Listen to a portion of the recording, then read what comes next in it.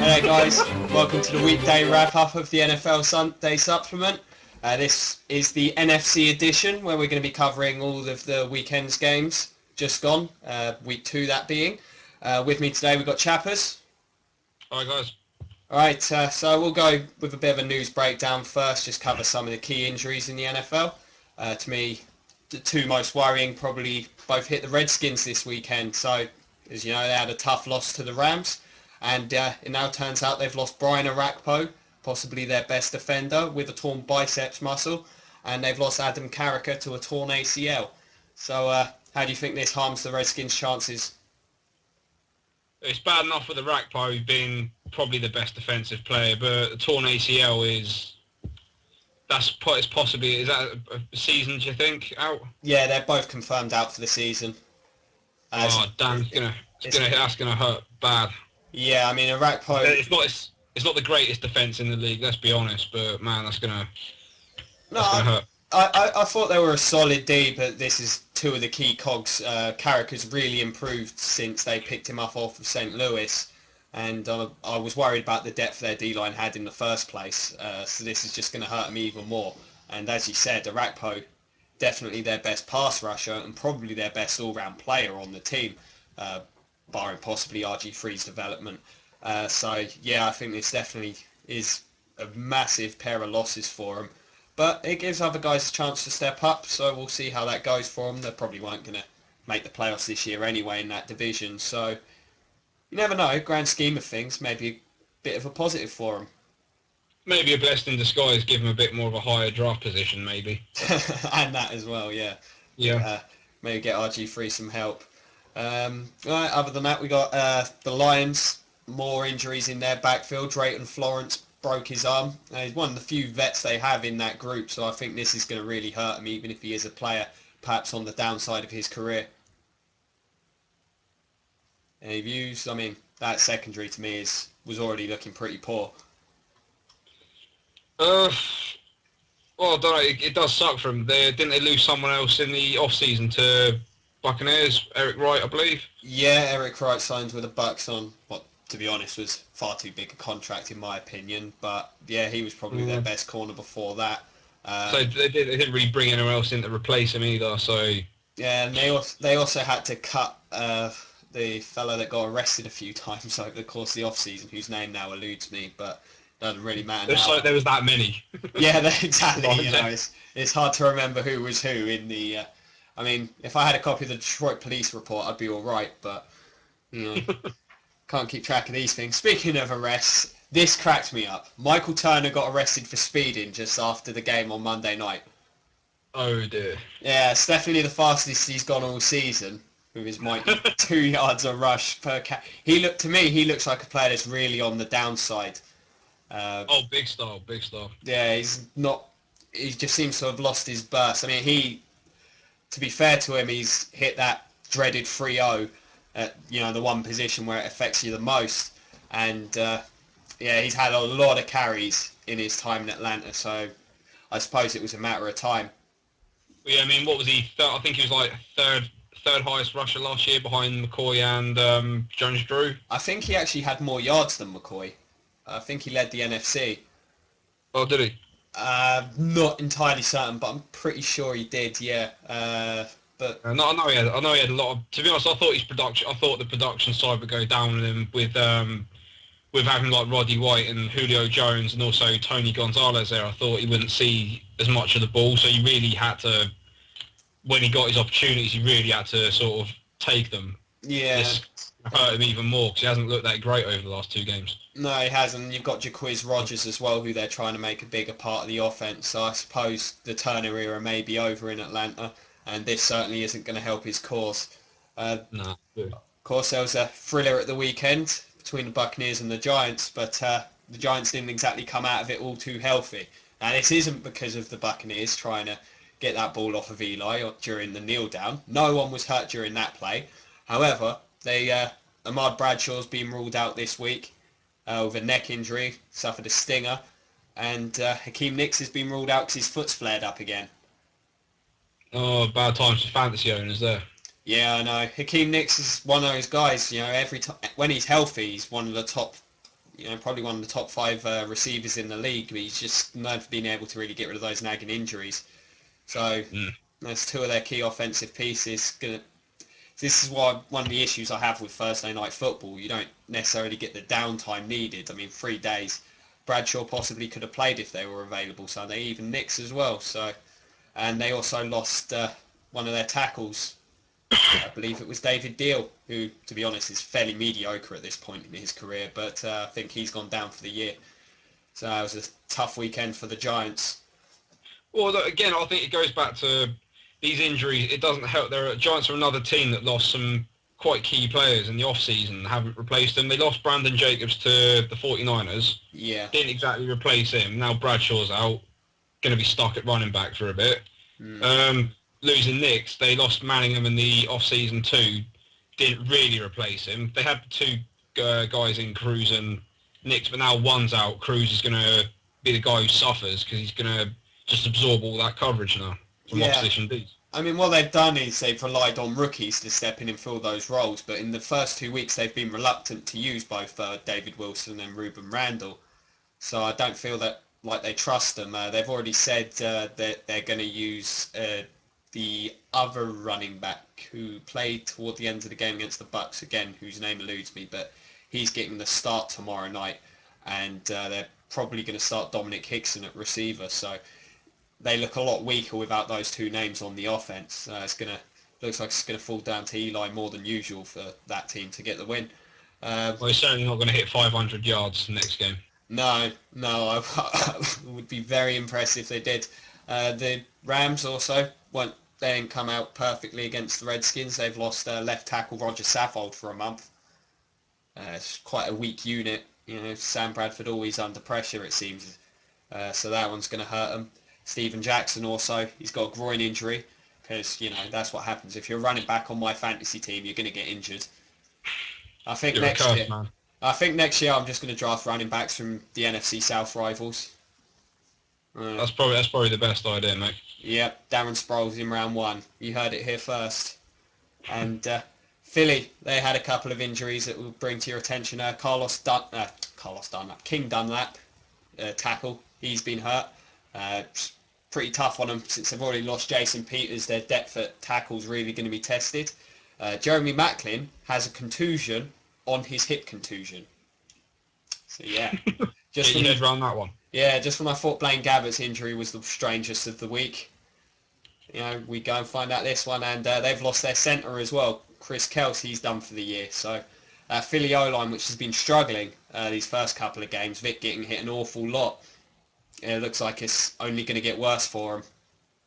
I think the Macklin one's going to hurt them the most because although I really do like Deshaun Jackson, but Matt, he's not the best, but he's not the most reliable with his hands. He's not as consistent. Whereas Macklin's sort of like the safety blanket for Michael Vick. I think it's going to hurt. It's going to hurt that offense a lot. Yeah, I'd agree. I mean, in spite of the fact Deshaun Jackson's the bigger name and the one everyone knows, I do feel like Macklin is the number 1 receiver there in Philly. So that's going to hurt. And again, they're a team that doesn't have a great amount of depth at receiver. I mean, just Jason Avant's a decent slot guy, but I don't know if you'd be entirely happy with him starting out wide. So that's the injury roundup for this week. Let's move on to the games. I suppose the main game this weekend was the Sunday nighter between San Fran and Detroit, which San Francisco managed to pull away with.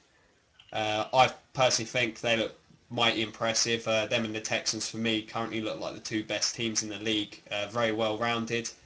And to be honest, I thought much like when they played Green Bay previously, they were in control from start to finish. Yeah, the D's picked up from last year. It's looking like probably the number one in the entire NFL. But Alex Smith's really looked impressive over the last 2 games. It looks like the coaching staff have taken him off the leash a little bit, given him a bit more freedom. He's got better weapons this year too. Yeah, He's looking mighty impressive. He looks a lot more confident, and Mm. I quite like Harbaugh's offense. It's a little bit old school, a lot of ball control, and while they're not asking him to do huge amounts, he's making all the correct decisions, and they're doing a great job of just controlling the clock. With that D, he doesn't have to do a whole lot. Sometimes for them, getting just to the 50 and having a good punt, because they do have one of the best punters in the league in Andy Lee, can be a good thing for them because they're going to get field position back more often than not with that defence. So I think he's doing a very good job of executing within the system that they have in San Fran. So at the minute, everything's just complementing each other, and you can really see the results on the field. Frank Gore's running well, the O-line's looking good, and everyone's getting involved at receiver. No, absolutely. It's a team not with that many holes, really, this year. No, I mean, they did one of the most rare things I've ever seen, where they brought back all 11 starters on the defensive side of the ball, which is in the salary cap era almost unheard of, if not totally unheard of. So they've just picked up and carried on. You got Justin Smith's a monster on the inside there. Patrick Willis and Bowman are fantastic. Alden Smith looks like he's going to be a heck of a player, and they just tackle so well. Oh no, absolutely. You got Patrick Willis, probably one of the cleanest tackler in the league, alongside Ray Lewis, of course. Yeah, absolutely. I love watching that guy play. Yeah, me too. More Justin Smith though, and his bulldozerish approach. Yeah. Here's D-line, here's him, bang. Yeah, I truly love me some Justin Smith. He is just, they always say lunch pail guys, that kind of thing, blue collar kind of thing. Yeah. He to me is like almost epitomises that. Yes. He's been around a while. No one really knew about him until last year, but he's been doing it for a while now. And ever since he got to San Fran, he's just been, he's been embarrassing people, to be honest. Oh. Absolutely. No, just looking at him, it reminds me of Jonathan Ogden, the fact that his head just looks so much bigger than his helmet. Yeah, he just looks like he doesn't fit in all of his uniforms. He is a wonderful player to watch. Detroit, though, I think they should have a couple of concerns after the first 2 games. I think they're a very limited team. You've got Calvin Johnson, who's an absolute superstar, but outside of him, I don't think anyone's really stepped up on that offense. Stafford is struggling as a result, and they've got little running game. The O-line's not great. I mean, what are your views on Stafford's struggles and the rest of that offense in general? I blame the inconsistent O-line. There was parts of the game I was watching where he'd have so much time, for certain plays, but then there'll be others where the O-line looks like a bit of a sieve. But I don't know whether that's San Francisco just being so consistent on the D or what. So it's hard to judge just based off this one game. But it's difficult. It looks like Calvin isn't getting as open as much as he used to be last year. Same with Brandon Pettigrew as well. He was another one I really liked watching last year. I didn't see anything from him. No. I don't know. And they don't seem to have a running game either. No, once again, they have no run game. So, I mean, they are missing a couple of guys in that regard, I suppose. Mikel LaShaw, he should be back fairly soon. But even then, he's not proven, and he looks like he may be injury prone, which is obviously what you don't need in a running back.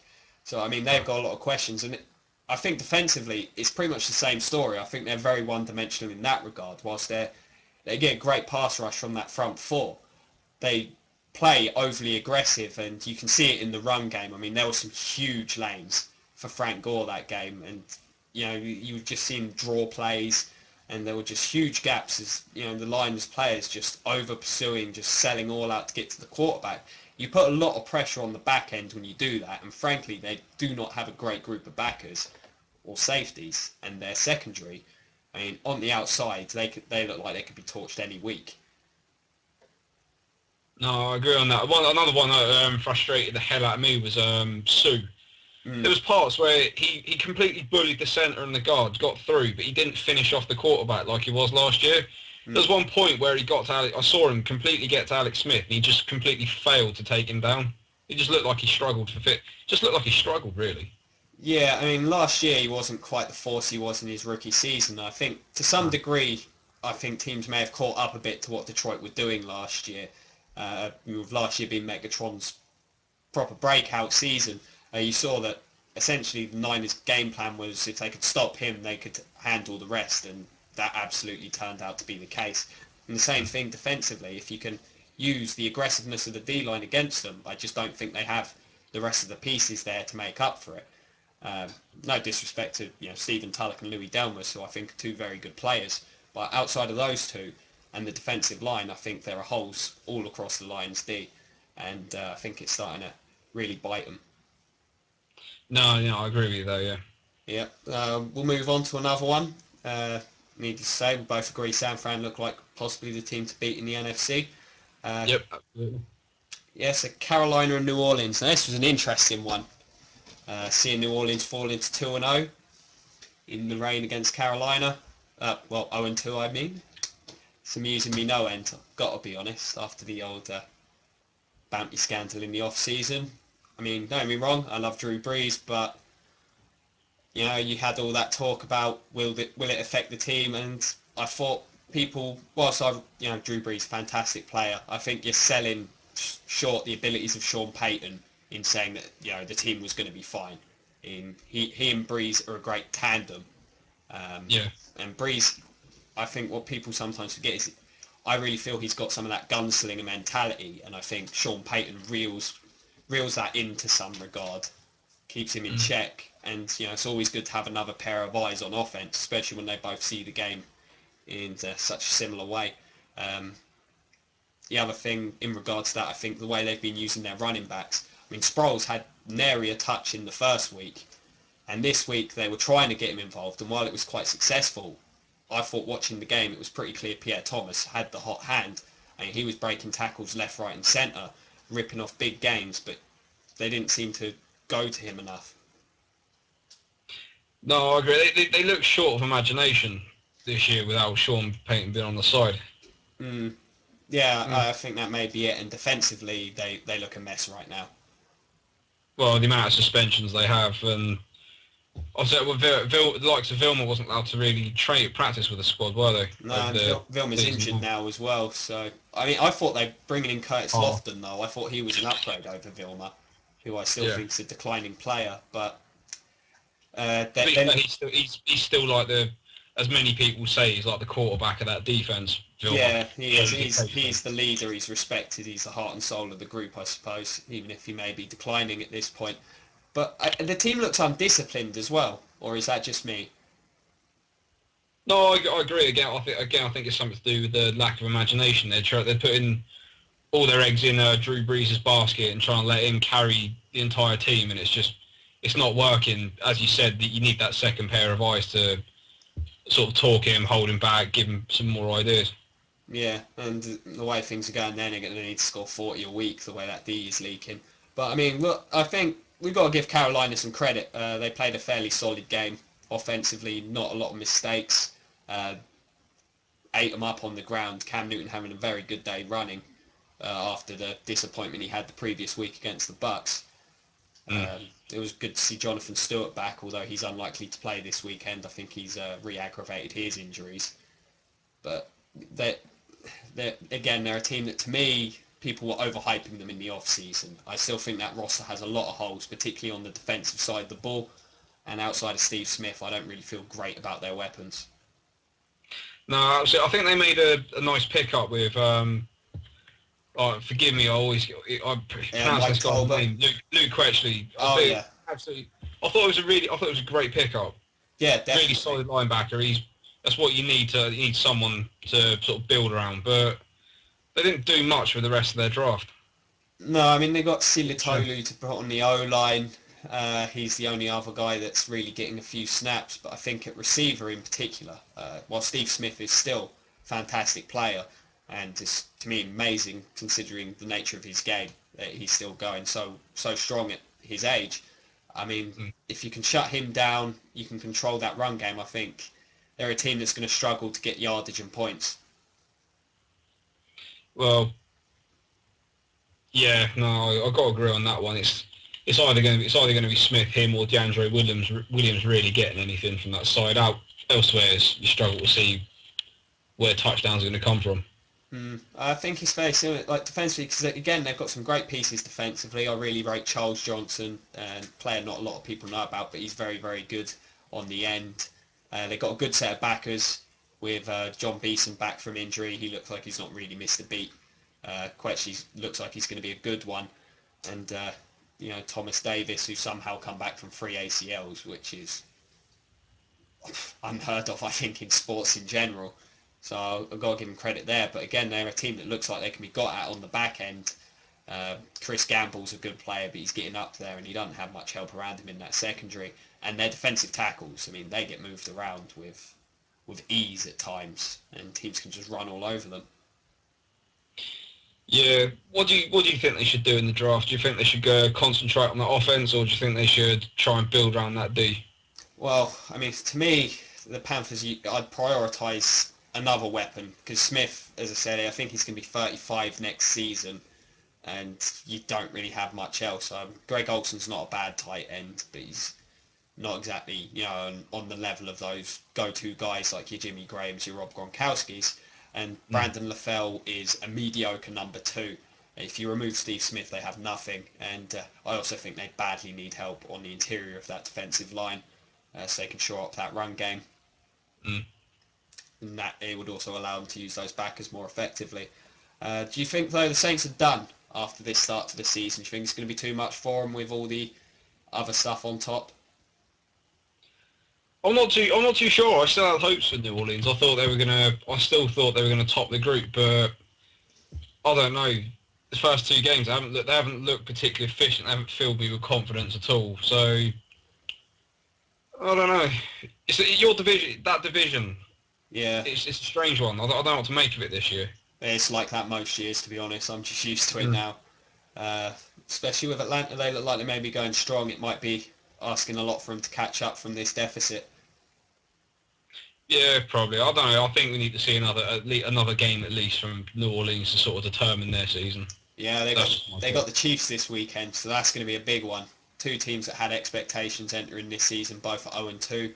Whoever loses that one is likely done. Done for, yeah.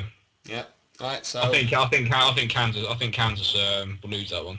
Yeah, no. The way they've played, I can't see them stopping Drew Brees. Moving on, we'll go to the Thursday night game. Now, this was a strange one to watch. Chicago and Green Bay, where Aaron Rodgers managed to drag the Packers back to 1-1 after all that talk of they might be done if they lose that game. Bears squandered a great opportunity. They looked, frankly, offensively, they were a mess. They looked absolutely terrible. It was a mix of Jay Cutler doing Green Bay an absolute favour and Clay Matthews just going berserk. Yeah, he was abusing Jamarcus Webb. I think it was like what Mayock was saying during the broadcast. Jamarcus Webb had a fairly good game in week 1, having been atrocious the previous year. And then all of a sudden, perhaps they convinced themselves that he can block Clay Matthews one-on-one. Where they would have got that idea, I have no clue. And clearly that was not the case. I mean, Matthews had a monstrous game. Well, absolutely. What was it, 6 sacks? Well, he's on 6 for the year now. He had a 3.5 he was credited with. But I think, I thought it was more than that. Yeah, he's on 6 for the year, which equals his total for last season. So I'm sure he's very happy with himself. It's good to see him back, to be fair. Yeah, we did miss a lot of him last year. He is a fantastic player. But again, this was a game I think Chicago could have had, because Green Bay, they still don't look like they are where they were last year offensively in particular. No, I can agree with that. But what surprised me was Jay Cutler's smack talk going into the game. Yeah. Like sending out that good luck message to Green Bay. It's not often you hear Jay Cutler come out with stuff like that. Little bit of overconfidence. Yeah, no, normally he's a fairly reserved quarterback by all standards, apart from apparently shouting at his own O-lineman. Yeah, which he gets criticised for. I don't seem to understand where people had such a problem when he looked emotionless in that when they lost to Green Bay in the championship game a couple of years ago. Yeah, and now when he starts to get a bit of fire in his belly and start shouting at his teammates, he gets criticised for it. Guy can't win. No, he can't. He's just one of those players that he's always under media scrutiny. No matter what he does, he's going to get a bit of flack. I mean, I still think the Bears are a very good team. I think they're going to overcome this. They shot themselves in the foot. I mean, Brandon Marshall is Brandon Marshall, as I'm sure you're going to want to talk about. Inconsistent as ever. Absolutely. Again, he's one of his multiple personalities. One of the ones that couldn't catch, has a bad game turned up as per usual. Yeah, The Bears won't see another good game out of Brandon for at least another 2-3 games. It's just how he does it. Yeah, I mean, you could see that, Green Bay were focused on stopping him. Tramon Williams had a very good game. He looks like he might be back to his form of a couple of seasons ago. And moving Woodson to safety looks like it's really shored up. Because I think one of the things people haven't mentioned much with Green Bay is the fact that a couple of years ago, whilst that defence was leaky when they did win the Super Bowl, they had Cullen Jenkins on the line who got a lot of pressure, took some pressure off Clay Matthews in the process. And they've lost Nick Collins through a really bad neck injury, and he was one of the best safeties in the league. So because of that, they've really kind of struggled to replace that production. But Woodson, he's a natural fit for that position, I think. No, he reads the game well. Got a great pair of hands. It works. Yeah, and he's always willing to get stuck in the run game these days. Yeah. But I mean, Chicago again. If Forte's gone down, so they may have some problems. I'm sure they'll recover. Defensively, they still look like a good unit. Well, that acquisition of Bush in the off-season is starting to look like a good bit of business for the Bears now. Yeah, I had no doubt. I thought it was one of the better pickups of the off-season because he's a different style of player to Forte for one, so he gives you a nice compliment, and he's a very good player in his own right. Forte's had his injuries. To me, it made perfect sense. I was surprised he signed him because I thought he could have got more playing time elsewhere. Yeah, that's what surprised me. Also, I thought they'd concentrate a little bit more on that O-line as well this year. Yeah, I mean, that's been a problem for a long time. But from what I've heard from the GM, they said that Alshon Jeffrey in the second round, to them, he was just too good value at another position of need. Even in spite of the fact they got Brandon Marshall, it's still not a great receiving group. It's not, especially when they're both head cases as well.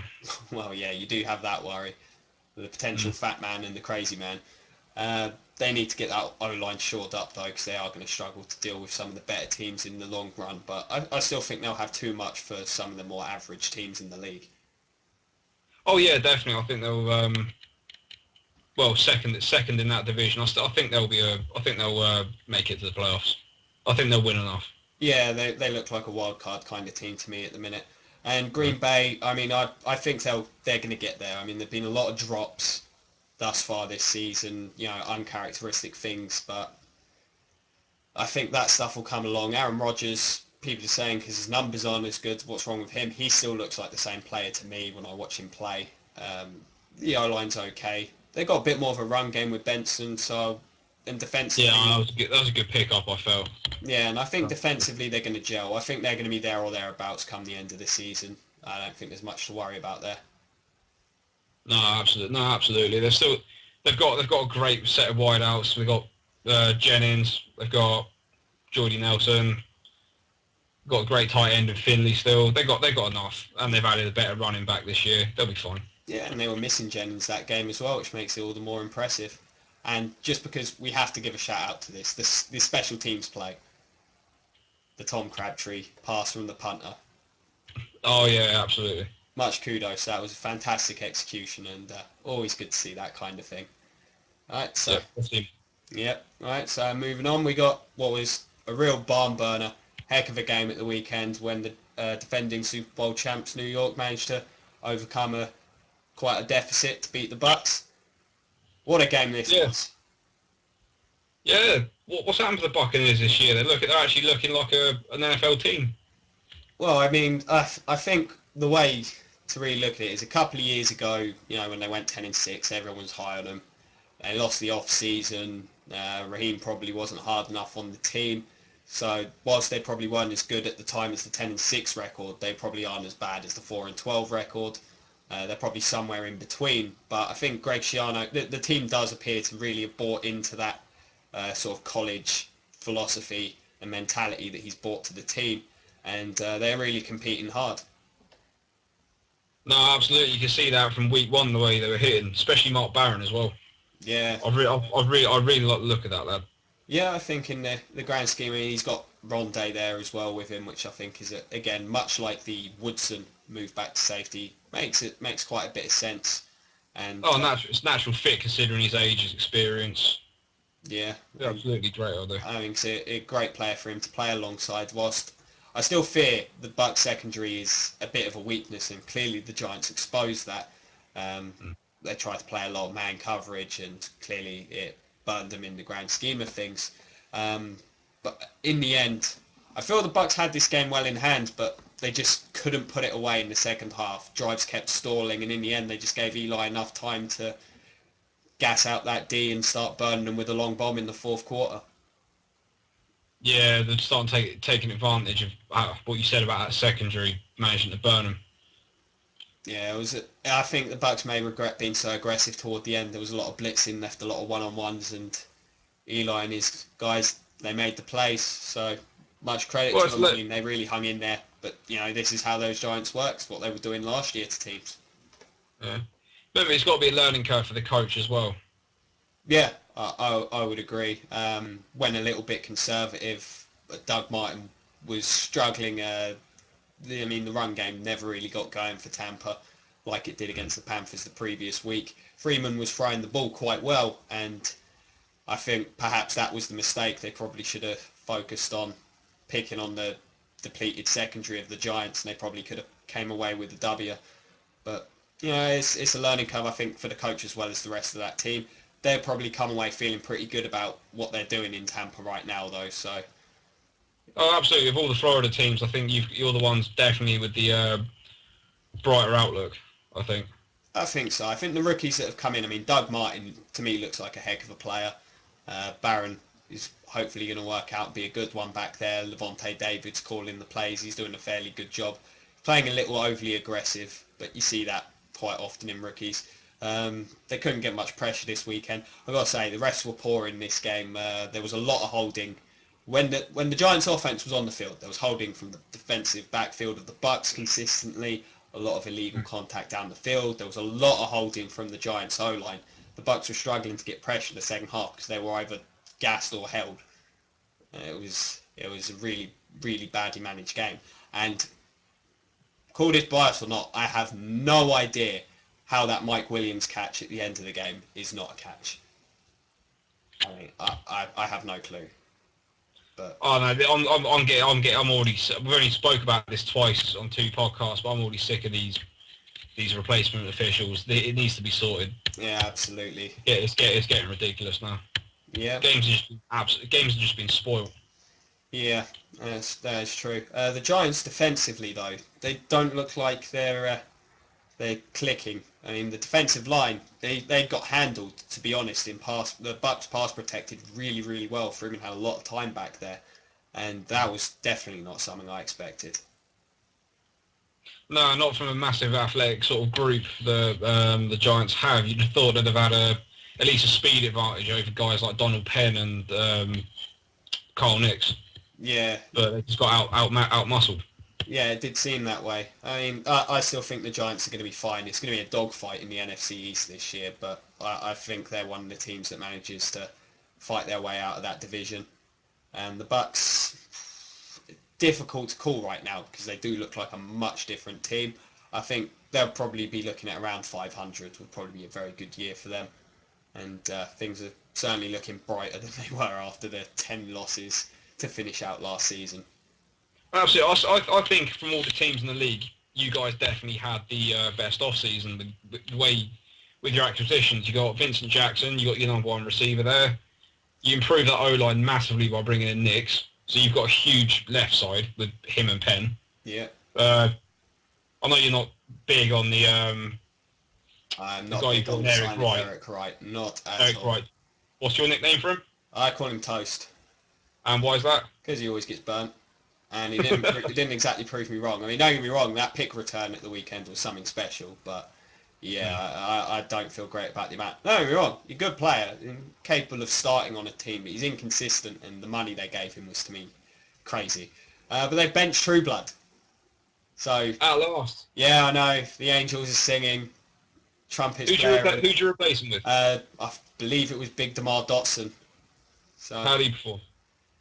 pretty solidly. As I said, I thought the protection stood up very well. We held Justin Tuck and OC pretty well. So, he's not going to have the full starts Trueblood did. So, frankly, I'm a happy man. Oh, bonus. Yeah, that was one guy that you really need to replace. Absolutely. Yeah, yes, they did. They finally learned. All right, so we'll move on from that one. Both teams, I think, feeling pretty good in the end. We're not going to cover the little shenanigan at the end. I think this has been massively overblown. That's all I'm going to say about it. I have no problem with what the Bucks did. I think it's 50-50. From speaking to people, some have a problem, some don't. Anything Well, you want to say on it quickly? well, I was going to have a little bit of a discussion with you because last year you were massively against what the Saints did to the Falcons. Yeah. With regards to the Drew Brees touchdown to Darren Sproles. Yeah. But when thinking about it, that game was completely over. The score was huge. There was a massive deficit. This one was different because you were still within a chance. If that play had worked, you got the ball, you had at least one shot to get it into the end zone. Yeah. So by all rights, you really should have gone for it. It's the unwritten rules thing between coaches. I think it's silly in situations like that. Well, the one thing I've heard, and I'm not sure if this is the case, but Shiano said in the press conference today that they successfully, in the previous 5 years at Rutgers, they recovered 4 fumbles doing that. Now, if that's the case, then totally justified. If there's a chance, do it. Oh, no, absolutely. The thing is, they should have been prepared for it. Yeah, well, I'm not surprised they weren't, but, you know, it's one of those things. The thing that bugs me, and I'm just going to say this and then I'm not coming back to this situation again, because as I said, it's been overblown and I'm sick of hearing about it, is that had it worked, I think everyone would be hailing Greg Schiano as a genius outside of obviously New York Giants fans who'd be going absolutely nuts. I mean, everyone would start doing it. Everyone would be like, oh, that's amazing, fantastic, what a job. But simply because it didn't work, you know, they're going to jump all over it. I blame the media. It's all the media. I think Coughlin's been really clever with this because with the media, with how badly, how much New York really struggled to get into the game and what a mess they made of it. I think he played that one quite clever. He made such a big deal of it that he turned the press on his side and going against the Bucks and Schiano, that everyone's been talking about that rather than concentrating on how well the Buccaneers did and how sloppy the Giants were, so to speak. I hadn't actually thought of that, but that's a very good point. It seems like a Coughlin thing to do. Yeah, if so, it's a genius move because no one's really mentioned. People said, Eli struggled, but there were a lot of things that weren't going great for the Giants in that game outside of Eli. So yeah, I think that's a very valid point. And if so, great job by Coughlin. We'll move on, never to revisit that subject again. That's it, buried. Yeah, and some of the other big news, we had the big matchup on Monday Night Football, Denver and Atlanta, where Atlanta managed to come away with a win. What were your thoughts on this one? Very efficient Atlanta side. It wasn't the greatest performance in the world, by all means. Partly, most of that down to Peyton Manning having a bit of a brain fart game, but... Yeah, to be honest, Atlanta should have been... I did not look at the Falcons this year.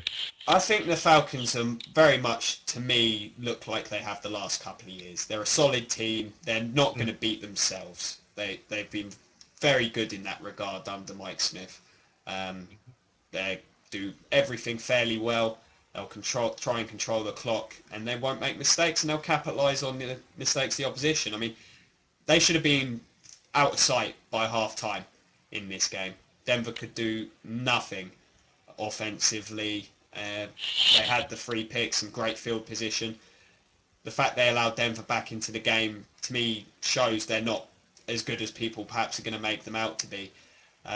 But, you know, they are a very solid team in every regard. I do think Turner's on the downside, as we mentioned earlier. He really struggled in this game. As I said, it looks to me like he's lost his burst. But I thought Matt Ryan played a great game. He looked very good. took control. Gonzo still got it clearly. Even though Julio struggled, Roddy stepped up this week, and I think that's probably going to be the case most weeks. It's going to sort of flip-flop between the two. There's and yeah, I mean, it's hard to say much about that. I think they're good, but I still don't think they've shown me enough that they'll be able to compete with the powerhouses in the NFC. No, I agree with that. They've definitely got to find an extra dimension. They've got to just add a little bit more flair, which they potentially have. They've got two guys who could be potentially number one receivers in White and Jones. So why they can't make that offense a little more explosive, I don't know. I felt they should have done in this game particularly. Yeah, I think if they can start getting Jaquiz Rogers, because he's an explosive kind of player, more involved, then that could end up being the case. But I suppose it's a case of wait and see. Again, I'm not a big fan of their O-line, actually. I think that's a lacking unit, but Ryan can make up for that. He's very good at getting rid of the ball quickly and calling out of bad plays. Defensively, I just think they're very average, and outside of John Abraham, they can't get much pass rush. I quite like the linebackers, but Brent Grimes was a huge loss for them, and I think in the grand scheme that's probably going to catch up with them. It will, but I think they've done a good job in getting Mike Nolan. Samuel. They got Mike Nolan, the defensive coordinator from the Finns last year. They brought him in. I've got a lot of faith in that guy. I saw what he did with our D last year. Oh, yeah. I think he'll improve that Atlanta D over the course of the season. I think scheme-wise, he's going to put them in a lot of the positions. I don't think the personnel are necessarily there for them to be a top 10 kind of D, but yeah, I think Nolan is definitely one of the better defensive coordinators in the league. I mean, his defenses have always been fairly solid, even going back to when he was, head coach of the Niners. Did a great job with Miami the last couple of years. So yeah, I think that was a very sound addition. We'll move on to discuss Denver a bit. Peyton obviously struggled in that first quarter. A lot of people are again going back to those old questions about his arm strength and all that kind of thing. I still don't see anything that makes me think, this Peyton's not worth it for them. He still looks like Peyton Manning to me. I don't think it was a question of his arm strength in this game. It was more of the fact he was making mistakes. He was staring down receivers. He was throwing into double and triple coverage as well. Yeah. He just didn't really seem himself in that game. He was just making mistakes that Peyton doesn't usually do.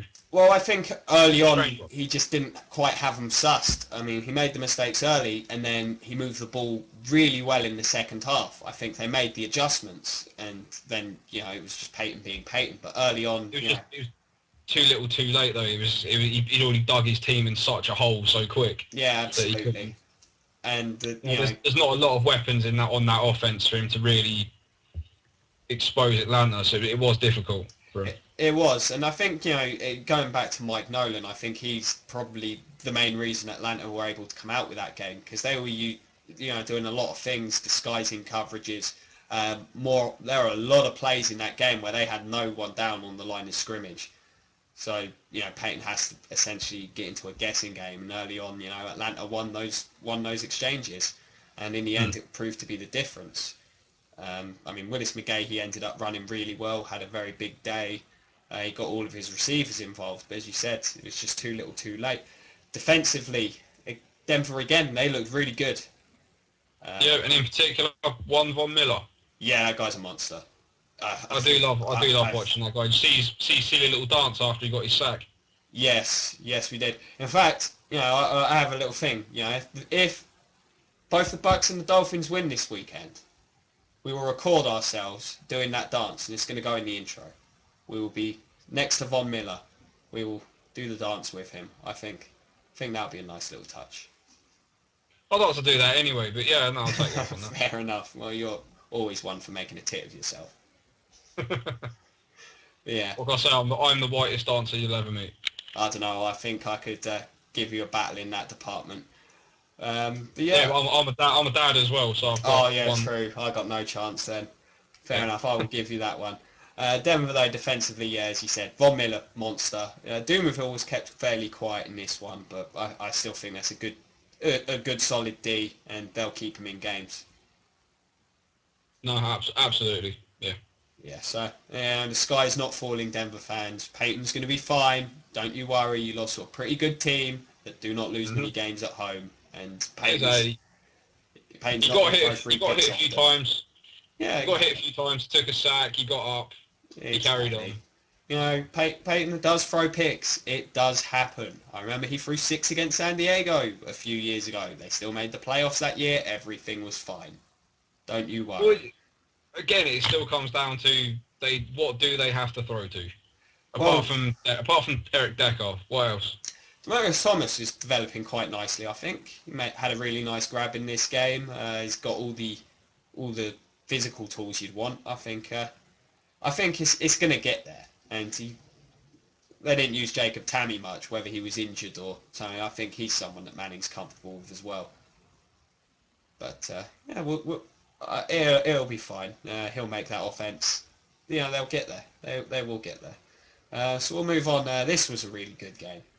Once again, Philly managing to pull it out by 1 point in dramatic fashion against the Baltimore Ravens. Have you managed to catch this one yet? No, I caught bits and bobs. Again, all I saw was Philly just looking very sloppy again. Well, they had their moments, but I mean, I'm going to give some of that credit to the Baltimore D because Ed Reed with another pick because he's Ed Reed and that's what he does.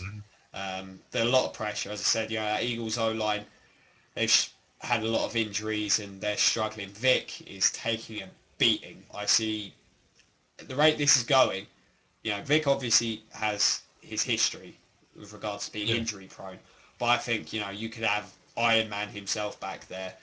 Brett Favre, and he'd get injured behind this line because Vic is getting killed.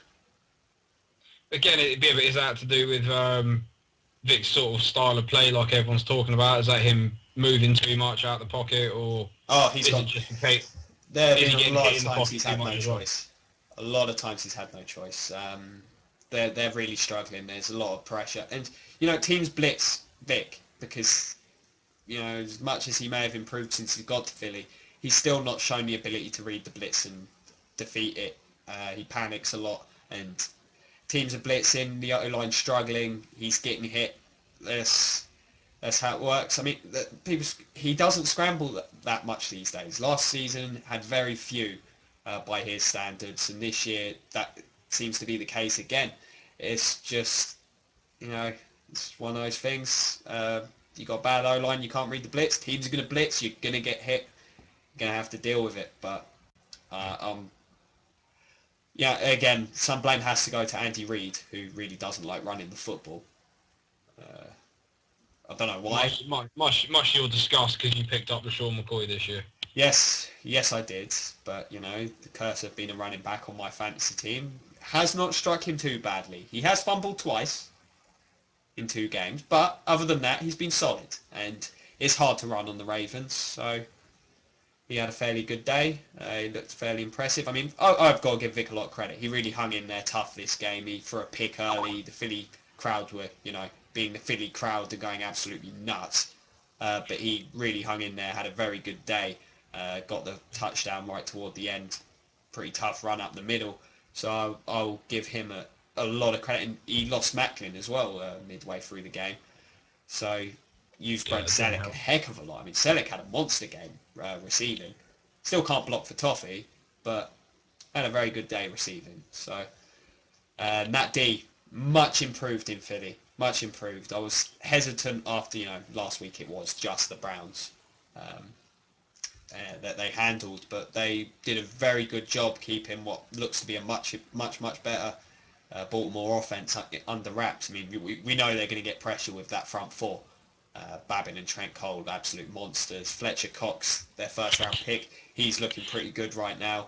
He's going to push for more playing time. D'Amico Ryans, he had a monster game this weekend. He was a great pickup. I'm surprised they got him for so little. And of course, the off-season, a lot of teams could do with a player like that. And on the back end, they're looking far more solid. So, yeah, Juan Castillo got a lot of heat this off-season, but a good job all round. If that offense doesn't cost them games, they could be the team that people hoped they'd be last year, to be honest. Well, I think they could be much worse than they were last year, to be honest. Well, they definitely can't be more disappointing, let's face it. Yeah. Baltimore, they're going to feel bad with this loss because possibly the worst call of the weekend. Jacoby Jones scoring a touchdown right at the end of the game. It seemed like it would have locked it up for Baltimore. Was called back for a phantom pass interference on Namdi. I mean, I know. These refs, they're fans of the game as much as anyone else, and I know they see Jacoby Jones beating Namdi Asamoah and getting a touchdown, and they're like, wait, he must have cheated. How could he do that? That's Namdi Asamoah. But he did. He flat out beat him. I don't know where the pass interference happened. In fact, I do. Some parallel universe, because it didn't happen. Horrible call. So they're going to be kicking themselves, but they still look a good side. Flacco was not as sharp, though. I think he had a 50% completion percentage. Struggled against the pressure, but a lot of teams will do that against Philly this year. Ray Rice ran the ball pretty well again, because he's Ray Rice. That's what he does. Their receivers, they're getting there. They're getting there. Do you feel they could have used Ray Rice a little bit more in this game than what they did, though? Because Running the ball, no. I think they had a fairly good balance. Actually, no. Thinking back, they probably should have. He was running the ball fairly well. But Cam Cameron, I mean, I've always been dubious of him as a play caller because he's one of those who seems to get carried away with the passing game every so often. Like when kids are playing Madden. I used to do this when I was playing Madden when I was a lot young. You run the ball, you're fairly balanced early on, and then you start getting carried away and you just call a pass like 10 plays running without even knowing that you're doing it. I think that's what he does. Same with Andy Reid. he's just a big kid with an Xbox controller. Yep, running the ball, that's no fun. Let's throw it. And, but defensively, they're the Ravens still. They're missing Suggs, but to be honest, they're making up for it in other ways. They've been a little more creative with the way they use guys. Ray Lewis is still playing at an incredibly high level, which is great. Very streamlined this year. Yeah. Lost a lot of weight. The new and improved dynamic Ray Lewis it's a wonderful thing. What a hell of a player. The league will be sad when it loses him. And Ed Reed, my favourite hobo. Oh, absolutely. When will that guy shave? Yeah, I know. I want to get him like a sign that says "We'll pick ball for food" or something. Just because that would be the funniest thing in the world to me. We'll move on to what was a really weird one. I know it's tough to play in Seattle, but Dallas, you have to at least try. This was a strange one. I was watching it, and Dallas started out the game okay, a little sloppy. It sometimes happens. The crowd noise in Seattle, those guys, they go mental. But it just never happened. Romo didn't have a bad game. I'm sure he's going to get stick because he's Tony Romo and that's how it works. But Des Bryant had a couple of fumbles and drops. Miles Austin struggled to get involved. Ogletree turned back into Kevin Ogletree. Jason Witten still doesn't look like he's over his spleen. And the O-line struggled. I mean, this Seattle D, much like the Arizona D, is very, very good. But it goes under the radar a little bit. Yeah, absolutely. They're great. I mean, they got Big Red Bryant, who's one of my favourite players in the league. Because one, his name is Red Bryant. That sounds like a nose tackle to me. A nose tackle or a trucker, one of the two. And he's a good one with Brandon Meebane next to him. They got some huge players in their secondary. They easily got the biggest pair of corners, and big Brandon Browner back there, who's a fan favourite in Seattle already. I don't know if that's because of his play or the fact he's just 6'5", running around at safety decking people, but they look like a good unit. Offensively, Marshawn Lynch trampled them. Skittle Monster was back. Yes, he was. It's always good to see Captain Skittles at his best because he is a fun runner to watch when he's running hard. They didn't have Russell Okung this game. I don't remember who they brought in to replace him, but he played really well, admirably against the man beast that is DeMarcus Ware, who had a quiet game, which is fairly odd for him. But Seattle just ran away with this one. It wasn't even close, to be honest. I mean, Dallas were in it for the first half, but you just never felt it. You could see the offense just looked flat. There were mistakes everywhere, and Seattle just handled them. Played a clean game, but never looked under much pressure. I mean, Russell Wilson only had like 15 completions for 150 yards, but he didn't have to do much. I mean, block punts as well, missed field. Just everything that can go wrong happened at some point for Dallas. So What is it with Dallas? Why do you think Dallas can't seem to get the bounce to go from beating the New York Giants to losing to Seattle? I mean, this is the great question, and if anyone knew, they'd be the head coach of the Cowboys and they'd be lifting the Lombardi most years. I think to some degree they've become overhyped each year because, they are Dallas. They're America's team. They got Jerry Jones running that hype machine on 11 every year. I think Jerry Jones is way too prominent within the franchise. I really do. I think it hurts the team somewhat. I've been saying this for years. Jason Garrett, you never feel like he's the leader of that team. Well, it's a bit hard when you got the owner of the team so involved with the whole how the roster plays out. It's quite I can see why it's such a problem. And the thing is, no one can say anything. So if you were to ask Jerry Jones about it, he'd be like, "Why not? I'm a future Hall of Fame GM." Who's in his own head. So there's not a lot you can do. But I do think I think they buy into their own hype to some degree, and I just don't think Jerry Jones helps in that regard. But it's a tough one. It really is. I mean, they're missing some players right now. The interior of that O-line is a mess. They're missing Phil Costa at centre, who's not all that great in the first place. They're missing Jay Ratliff at nose tackle, which is huge because he's a very, very good player. But they need to get back on track because I feel they really could fall behind in the NFC East this year. And if the pressure starts building there, they're one of those teams that can tank. No, so it just needs Philly to sort of get the ball rolling a little bit for them to collapse, I feel. Yeah, and what do you think of this Russell Wilson kid, out of interest? I don't think we've really discussed him. He was a nice surprise this off-season. Everyone was looking at the quarterback competition between Tavares Jackson and Matt Flynn. Yeah. Matt Flynn, but now it looks like Matt Flynn's one of the most expensive, overhyped backup quarterbacks this season now. Hey, this is how Seattle roll. Remember when they traded for Charlie Whitehurst?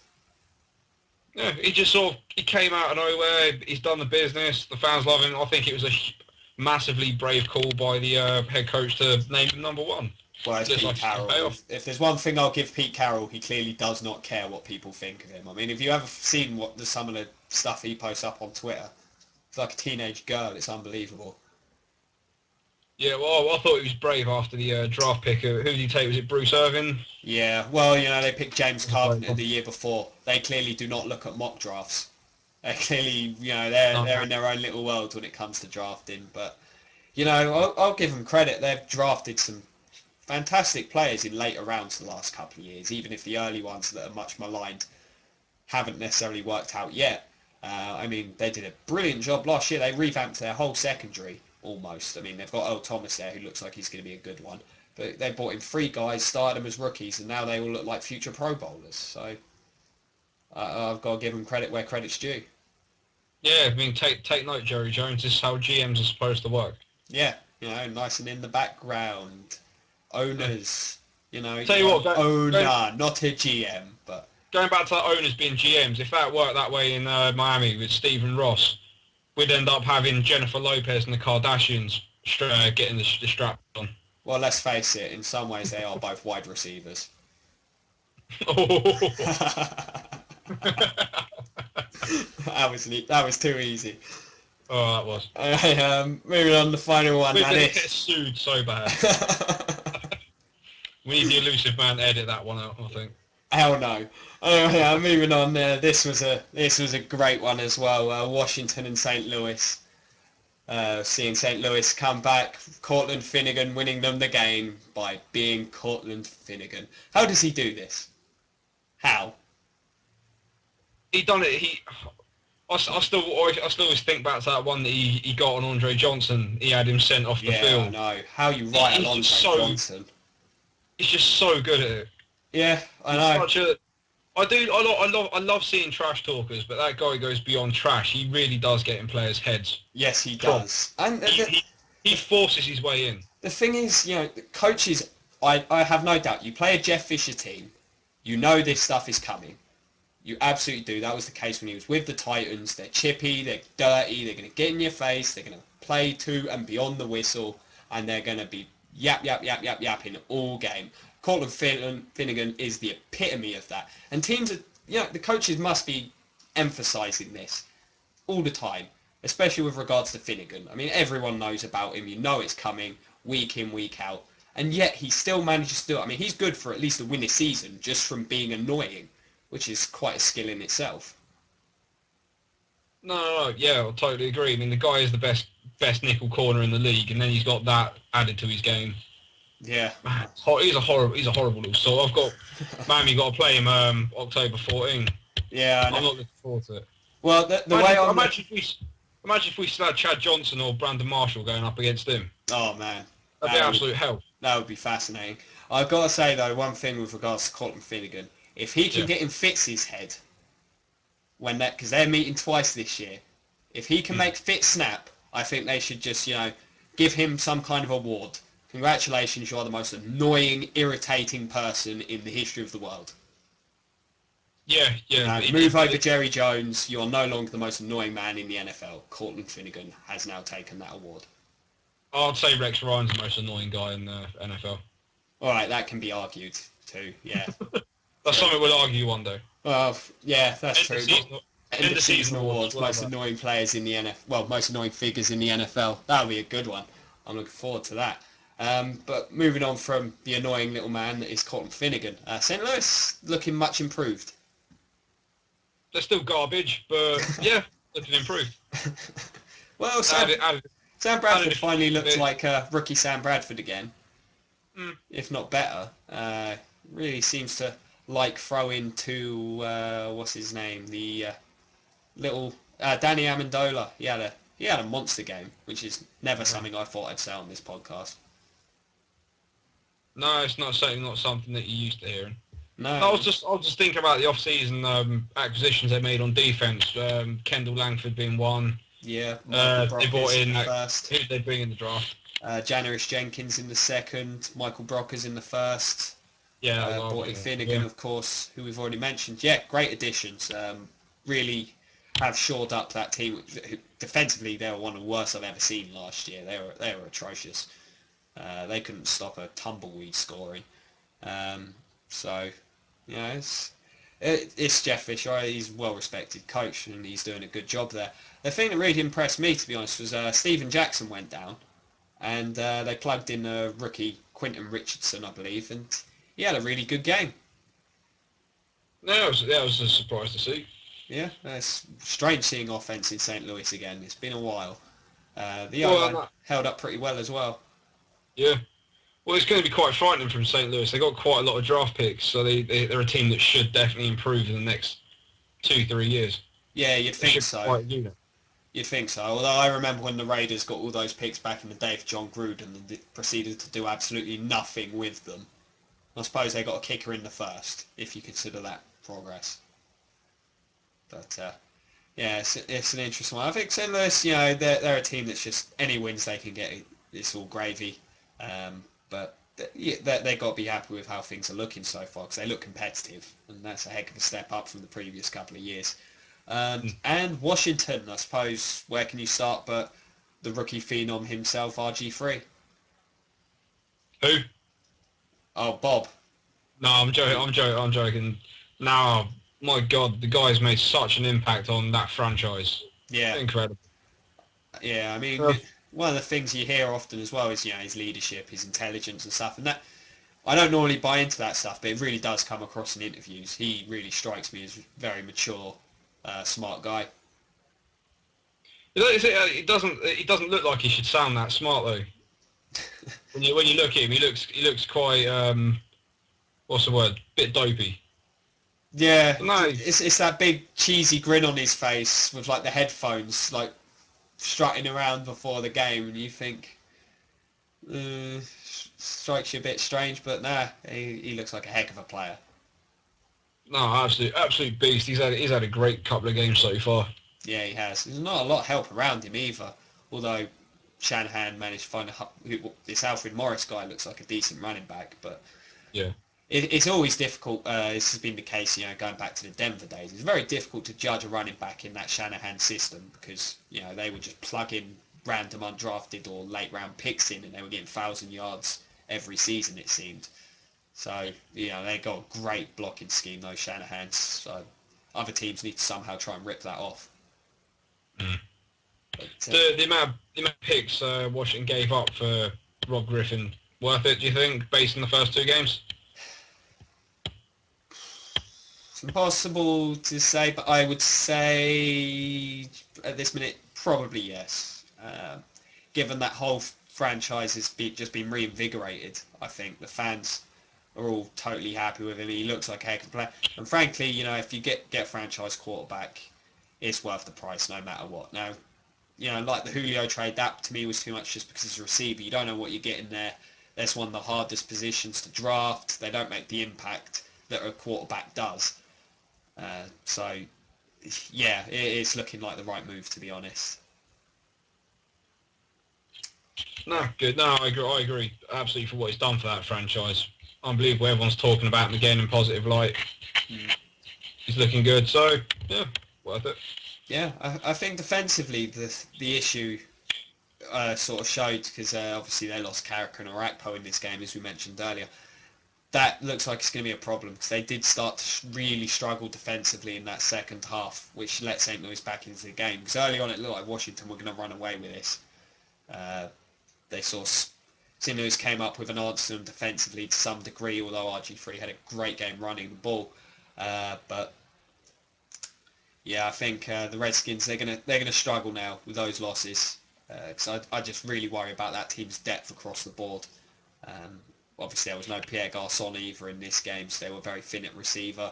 Josh Morgan's probably in the doghouse after the Finnegan incident.